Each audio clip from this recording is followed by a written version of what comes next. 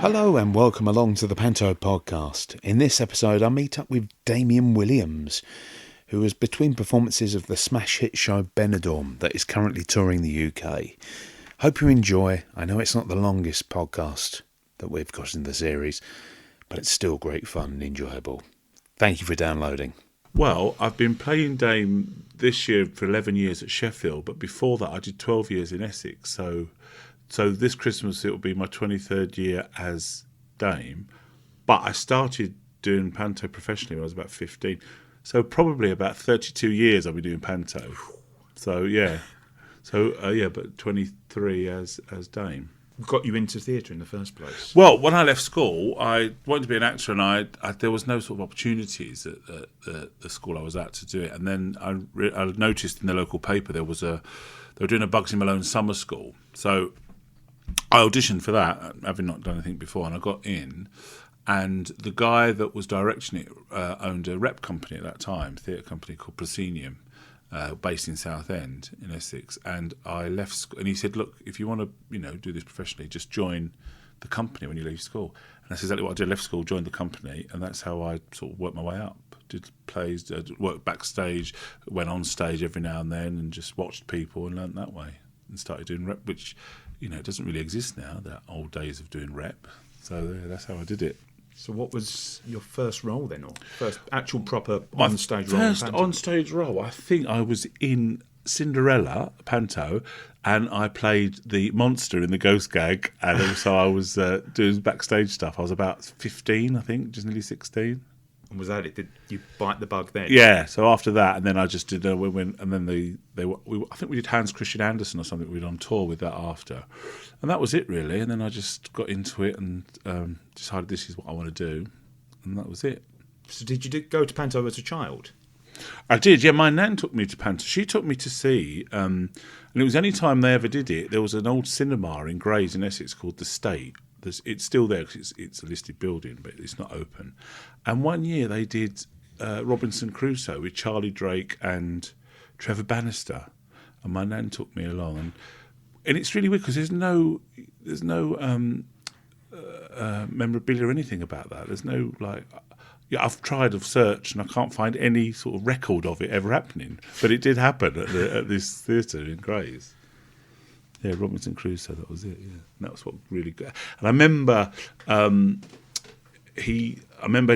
watching Trevor Bannister and him getting laughs and just thinking, this is what I want to do. Because he said to my nan was called Smith, and her second name was Smith, and he said, anyone called Smith in? And my nan put her hand up and said, "Oh, me," and he threw her a bag of Smith's crisps and said, "All your crisps have arrived." And he got a massive laugh, and I remember I was only little, and I thought, oh, this is good. This is what I want to do. Not get laughs at a bag of crisps, but just yeah. They still make Smith's crisps. I don't think they do. I don't think they do. How did you become a Dame? I became a Dame. I was asked to do it one year. Bruce James Productions, who took over when Alexander Bridge, who ran the Proscenium Theatre Company, when he died, Bruce James took over, and they was doing a panto at the Thameside Theatre in Grays, and he asked me. He said, "Do you want to have a go at playing?" I think it was Widow Twankey, and I said, "Yeah, great, yeah, I'll have a go." And that was it really. And then I did it, and I got hooked, and the rest is history. And then I've played it every year since. Up until for 12 years I did there. Then I went to Sheffield. Because I was going to go to Sheffield and just do 1 year, because Paul Hendy of Evolution used to come and see me at Grays and said, "Look, come and work for us." And I said, "I will do one day." And he wanted me to go to Canterbury at first, and I sort of held out, and then I went to Sheffield. And I thought, I'll do Sheffield 1 year, then I won't do what I did at Grays, I won't stay there, I'll just go around and do... But no, that's 11 years later, I'm still at Sheffield. So I've done it again. And do you find yourself recognised much? Oh yeah, definitely. Yeah, I love. It's a great city, Sheffield. I love going. That people stop me all the time in the streets and talk to me about. And it's nice to be a part of someone's Christmas. And Sheffield. I mean, I don't know if you've been to Sheffield at Christmas. It's such a fantastic city. It's so Christmassy. It's great atmosphere, and they love their panto up there. So I love it. So how much input do you actually have to the actual character? Oh, quite a lot. I mean, Paul Hendy, who runs Evolution, he's very much into his comedy like me. He's very much into the old school, like the Tommy Coopers, Eric Morecambe, Les Dawson. So we've got that. We're big fans of all that old style comedy. So, we sort of, work together a lot and say, he's quite happy for me to come up with stuff. But he's great, Paul. His scripts are really funny. So do you ad-lib much or not? Oh, yeah, all the time. Yeah, it's part of it, isn't it? Because you never know. Different audiences react to different. Every time you've got a different audience and they react to different things, you never know what they're going to be like. And they sort of dictate what the Panto's going to be like that night. So it's great. I love it.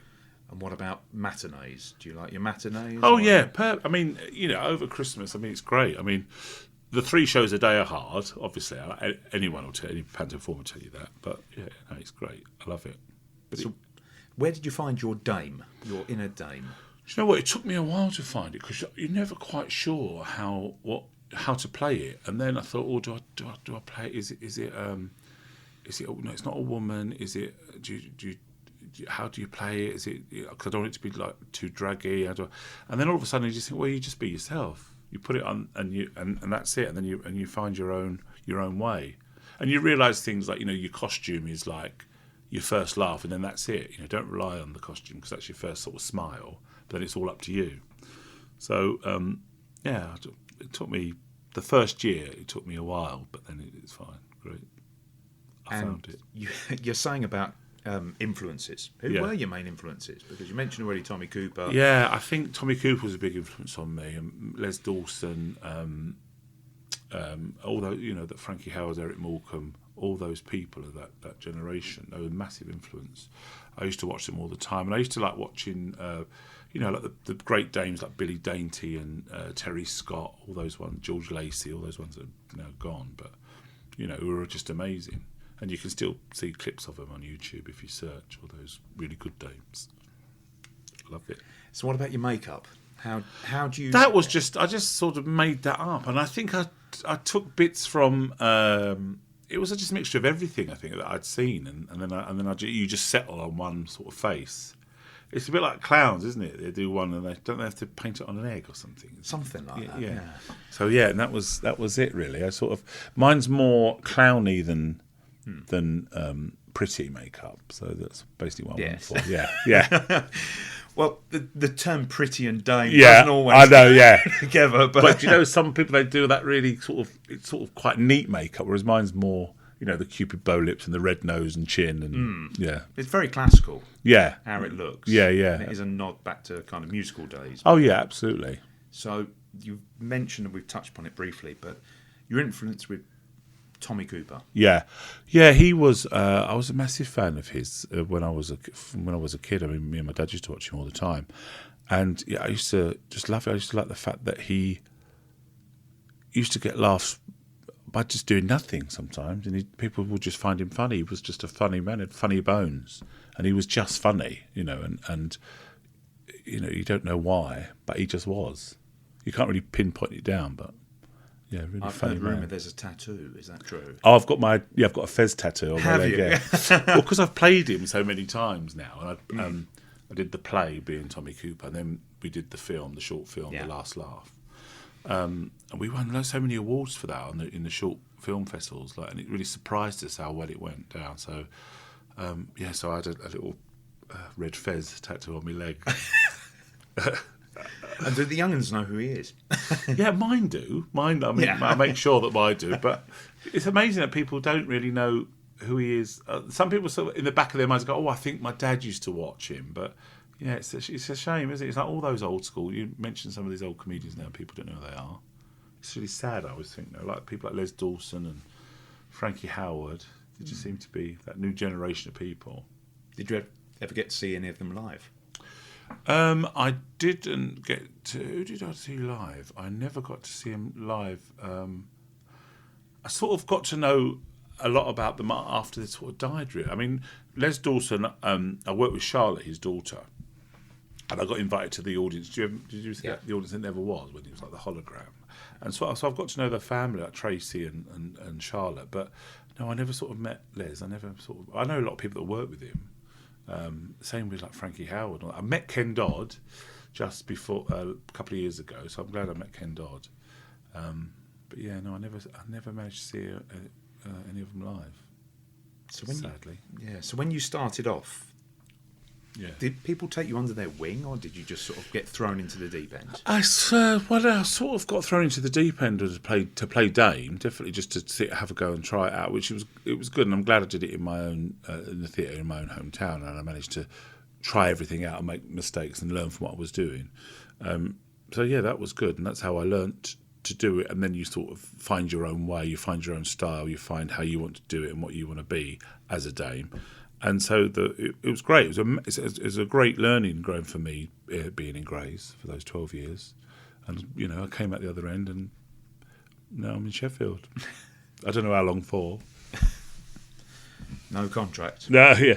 Well, I've just signed for another 3 years. So that's so I'm doing, this is my 11th. So that's 12, 13, that's 14 years. They'll take you to the 15 easily. Then it's 20. Yeah, I think I'll be there until I do a Tommy Cooper. Oh, don't say that. Because you're touring now with Benidorm at the moment. Yep, Benidorm until April the 20th. But I come out at Christmas to do Sheffield, and Darren Litton, the creator, he stepped in and plays my part for 4 weeks. Is it 4 or 5? About 5 weeks. And what's the part you're playing in Benidorm? Gay Derrick. Oh, tell us more. The Swigger. He's a character that's mentioned in the series, but no one's ever seen him. So when Darren was writing it, he said to me, "I've got this character that you'd be brilliant for," and then he said, "Oh, but I don't think you'll be able to do it because of Panto." And I said, "No, I'm signed for Panto. I can't get out of that."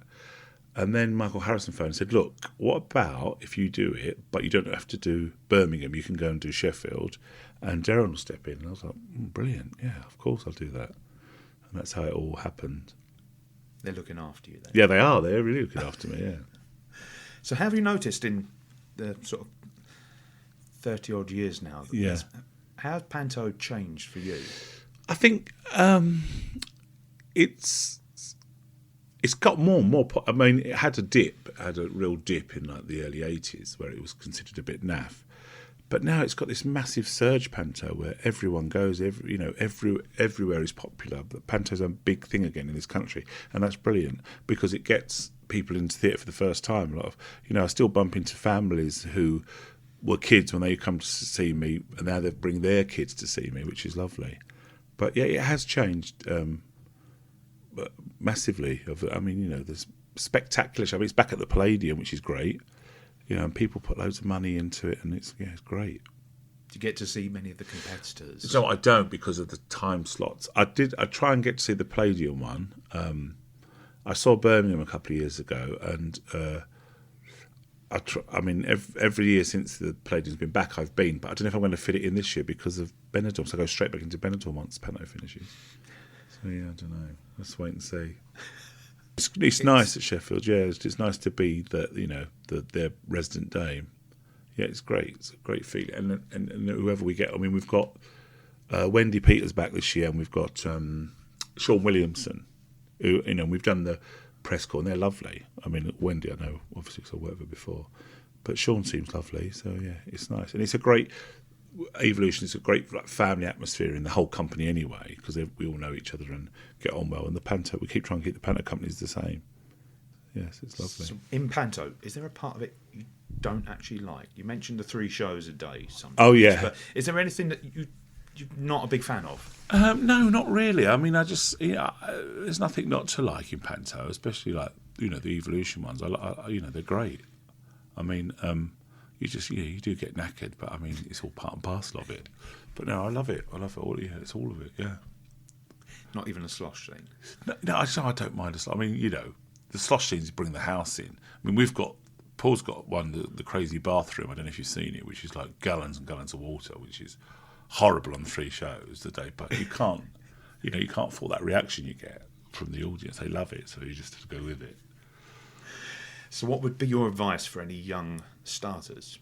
I would say my advice is do your homework. Have a look at all the greats. Make sure you look, because there's too many people there that just come. They think being a pantomime dame is putting a dress on and going out there and telling some rubbish jokes, but it's not. There's a lot more to it than that. It is a different style of theatre, and I'd say just do your homework. Look at all the greats. Find clips. Watch the Les Dawsons, your Terry Scotts, your Billy Dainties. Just watch them all, see what they were doing, see how they do it. All the Arthur Askys and all the greats. That's what I'd say. I think. So do you have any rituals, how you prepare for your shows? Or No, not really. No, I'm literally half-hour call, jump in the shower, put my face on, stick the mic on, and then wait for the dressers to come in and get me in, and then that's it. Sometimes in the evening, we all congregate in my dressing room and have a mince pie. But no, not really any rituals. No, but not superstitious rituals. Not superstitious. Yeah. No, thank God, because I don't think I'd ever get out of that if I started doing that. So what's been your absolute favourite memory of being in Panto? God, I've got loads of them. I mean, I've worked with some great people who have given me a lot of good advice about Barbara Windsor. She influenced me a lot, Barbara Windsor, because she sort of got it. She sort of knew when to get on with it, and when she always said Act Two's going home time, so you need to get through Act Two as quickly as you can. So everyone's had a great time, get them out of the building, and they'll come back. And she was right. She always said, don't hang about, don't drag anything out in Act Two. And she taught me a lot, actually, Bob Windsor, about Panto. And I was playing Abanaz at that time. I was still playing villain. So, yeah. But, yeah, Little and Large, I worked with those when I was a lot younger in Bristol. And, they were amazing with an audience, a live audience, Little and Large. Eddie Large could, turn an audience around instantly. He was great. Who else have I'm trying to think of? But, yeah, I worked with... I know I sound like a bit like an old fart now, but I've worked with quite a lot of them. But yeah, I've had some great times and great theatres, great shows, and hopefully I've still got loads more to come. So, what's been your favourite productions? I think the Evolution ones are great. I love working for Paul and Emily in Evolution because the scripts are great. So he's very comedy led, very Dame led.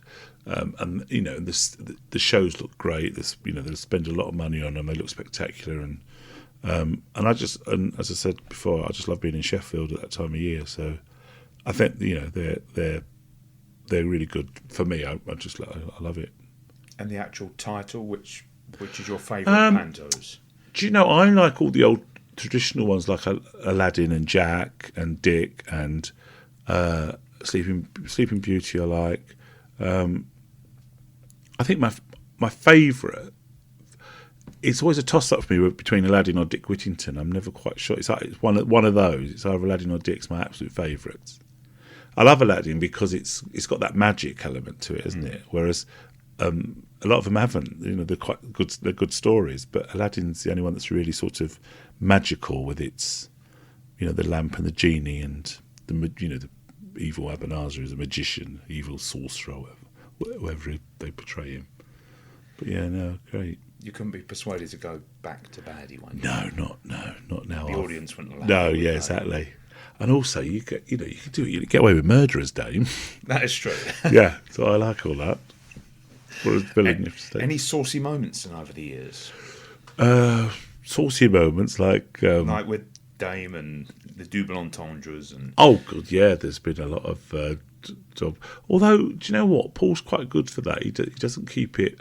He keeps it as clean. He doesn't like it to, because you go and see some Dick Whittingtons and the whole script slittered with Dick jokes all the way through. We tend to steer clear of all that.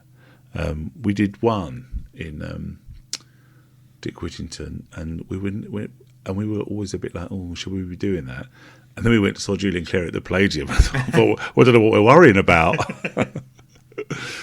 But yeah, no, it's great. Yeah, no, we don't tend to do a lot of saucy double entendres. Do you wish you could sometimes, or do even an adult performance? But you know what? We don't, because I don't miss it. I don't think it needs it. I mean, sometimes the audience will just, the adult audience will just make up their own minds anyway, won't they? If you say anything, but no, it's it's great. I think what the scripts we've got. So who actually makes you laugh now? Do you know what used to make me? I don't know. He's retired now. Lee Evans. I used to love Lee Evans. I used to watch him all the time. But I still watch all the old stuff. I still YouTube it all the old. It still makes me laugh. But Lee Evans was he was almost like old school. But then, back in the day when Cannon and Boy used to really make me laugh when they were on the telly. And I know you don't see the more theatre now. But Bobby Ball's a funny man, funny man. But yeah, there's not, there's sort of, it's a shame that you don't really see all the greats now. I don't know who's going to be the next great. I mean, because there's going to be a new generation, but there's so many comedians now, aren't there, on like panel shows and everything. You can't really pinpoint them, and we don't have like a Morecambe and Wise show, for instance. We don't have any of that now on the telly anymore. That's all gone. And I know people say, "Oh no, we've got Ant and Dec," but they're not comics. They're amazing presenters, but they're not Morecambe and Wise. They're not like comedians. But. Well, you're part of a family tradition in the UK. Yeah.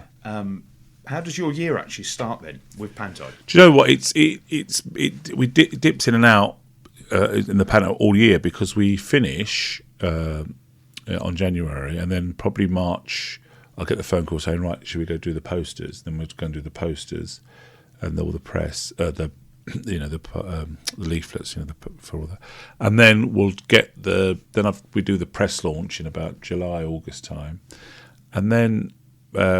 And then in between that, I'll go and do fittings for costumes, sort of what I'm going to wear that year, and then the next thing you know, we're doing it.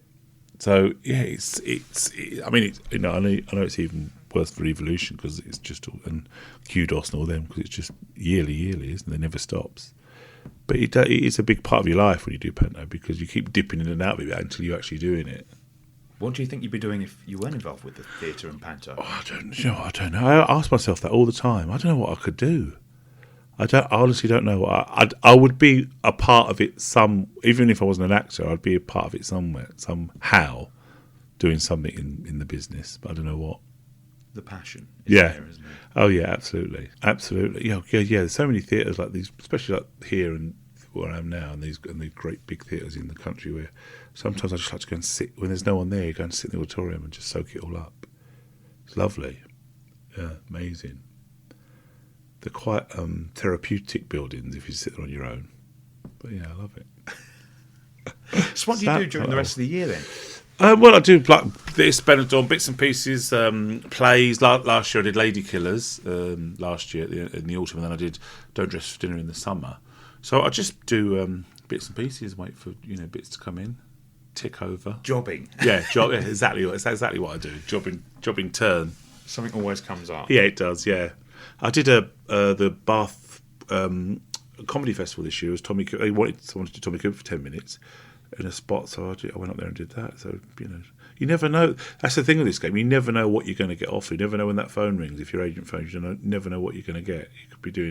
You could be flying out to Jamaica to do a commercial, or you could be going to Bath Theatre Royal to do a Tommy Cooper. You never know. So, are there any aspirations for yourself? Me, I'd really like to do a sitcom, like a really great. I know I'm doing the live version of Benidorm now, but I'd like to do a really good sitcom, a new sitcom on the telly. Like a Fools and Horses or a Benidorm, one of those. The ones that have lasted and lasted. I'd like to be part of one of those eventually, if I can. And what sort of character would you play? Because would you want to dame it up? No, I don't know. It all depends what. I could like to do anything really, anything, as long as they're funny. Well, you have to have a chat with Darren, won't you? See what's coming out of his pen at the moment. Yes. Well, the play itself, I saw it last week. Yeah. Very naughty. Yeah, it is naughty, but it's Benidorm, isn't it? And it's it is all full of innuendo and you expect it. Yeah, exactly. They want it, and they go mad for it. The audiences have been amazing. I've never seen a stage door like it. No, and it's not only that. It's like the roof. The roof goes off the building every night. People they stand. I've never heard. The first night we opened Friday, I've never had a reaction like it. It was amazing. Good. What about the cast? How have they taken to you? Great, yeah. It's been such a great time because I was worried, obviously, coming into a sitcom full of really, these amazing, well-established characters that have had 10 years playing them, and me just coming in, as this new character, thinking, what am I going to bring to the party? But no, we've had a great time. It's been really good. We go out and we socialise, and yeah, it's really good. Excellent. And what about how do you relate that to Panto as well? When you are obviously this dame that's been in residence for years. Yeah. How do you treat the new cast? How do you? Oh yeah, welcome them? They. I mean, everybody who leaves Sheffield always wants to come back, which I always think is a great thing. They always say, "Oh, we've had a great time. We always want to come back," and we always make sure that we're very sociable. And we always go out and we go for company meals and we go out after the show and we spend a lot of time together. Well, you do, don't you? Because when you do spend a lot of time together, whether you want to or not, because you're in the theatre like all day. Mm-hmm. But yeah, it's always a great time we have in Sheffield. Yeah, and we've had, Wendy's coming back now, but so many people over the years have come back and forth. So, yeah. Well, we're going to ask you the big question. Yes. Which is about the dream Panto. So you can either be sitting in the audience and watching it, or you could be on the boards. Yeah. Actors, the actual production itself, which production would you like? Yeah. Stage managers as well, anybody that you really would love to see, and they could be alive or dead. Oh, right. Yeah. Oh, do you know? Amazing. Well, obviously, it would be, I'd like to do the Palladium. That would be great. Probably Aladdin. Tommy Cooper would have to be in it as the Emperor.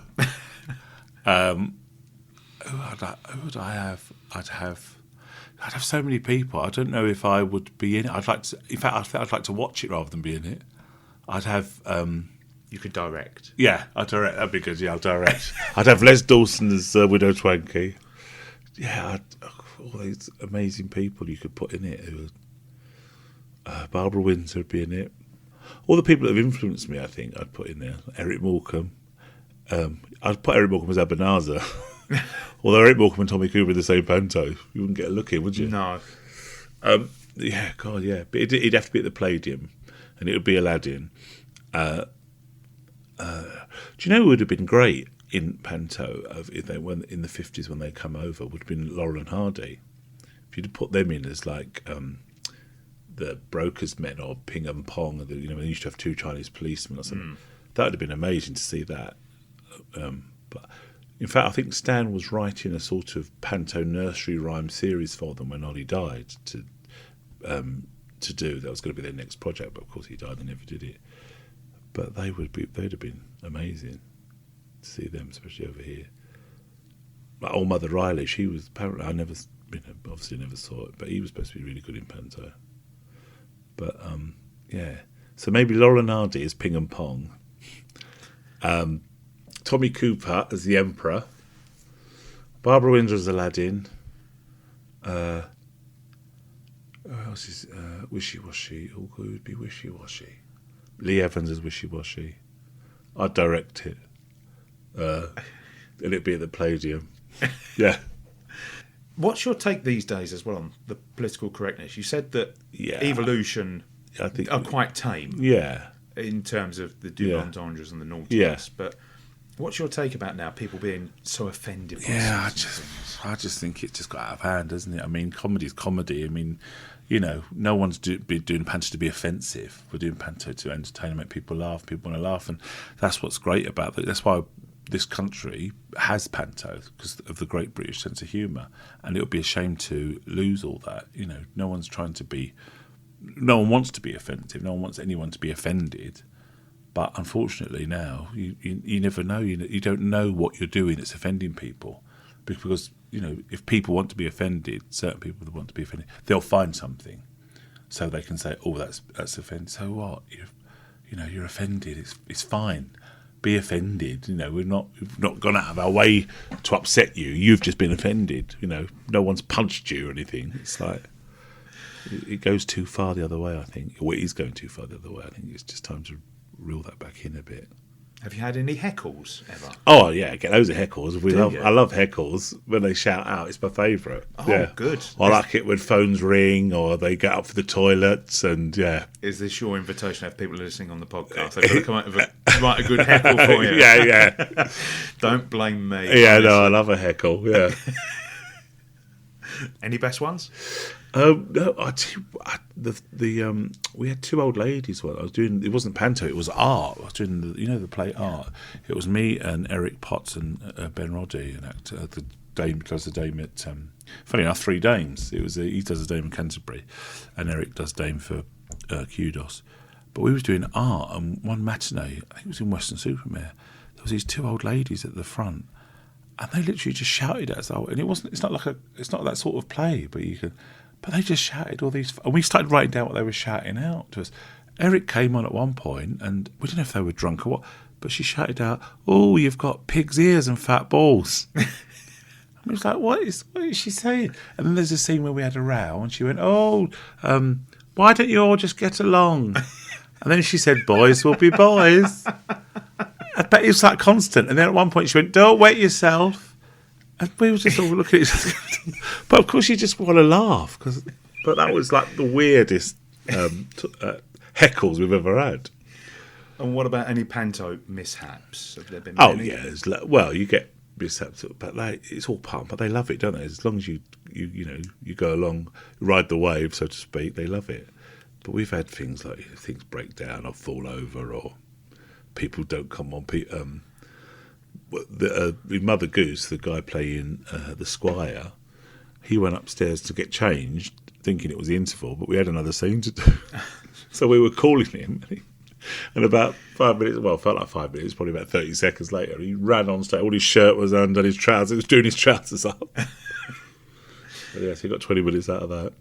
And do you ever do the pranks on the last night? No, do you know what? I don't, because I always think, because there's so much happening all the time, and you never know. Every show is different, and also I always feel like I don't want to throw anyone with, you could do like mild, jokes, and but I think if you've got to be careful not to go too far, because what you don't want to do is ruin the show, So yeah, no, we don't do a lot of those, and Paul's not a massive fan of like. I know some people do like mucky matinees, whatever, they try and mess bits up, but we don't tend to do them. And what audiences? I always ask people this. Yeah. What audiences do you prefer? Do you prefer matinee audience, an evening audience, where you've got the children? Well, do you know what? Yeah, it all depends. Sometimes audiences are, as I say, they're all different. So, but I do love an evening, a weekend evening audience are always brilliant because they're all finished. If they've finished work, then or the Christmas week where everyone's really excited. So that way, yeah, the evenings are great. But then Christmas week, when everyone's off, the matinees and the evenings are just as good as well. So, yeah, it all depends. And how do you find when things such as coughs and colds go round? Yeah, well, it's inevitable. I mean, it always happens. You always get your throat gets tight. It's because you're constantly on your throat. People get colds. Your throat, your voice loses their voice, but you get through it. You dose yourself up. Some of the dressing rooms look like boots when you go in there. It's sort of like different bottles and steamers and lemons and honey, and you just get through it. Your whole pantomime's run on Barocca and lemon. And, yeah, I've heard you power by coffee. Is that true? Yeah, I do. Yeah, coffee. I'm addicted to coffee. I have to have a coffee. I can't get going unless I've had a coffee in a day. I have to, but luckily Sheffield's it's got some amazing coffee shops. But coffee's a big thing now anyway, isn't it? Every city you go to. I remember when I used to tour when I was a kid, there was never anything. There wasn't a Costa or a Starbucks or nothing like that. You used to go to a cafe for a cup of instant. That was it. But now it's trendy coffee, so they're everywhere. So Damian, thank you so much for taking part, and thanks for being part of the Panto podcast. Thank you very much. Thank you.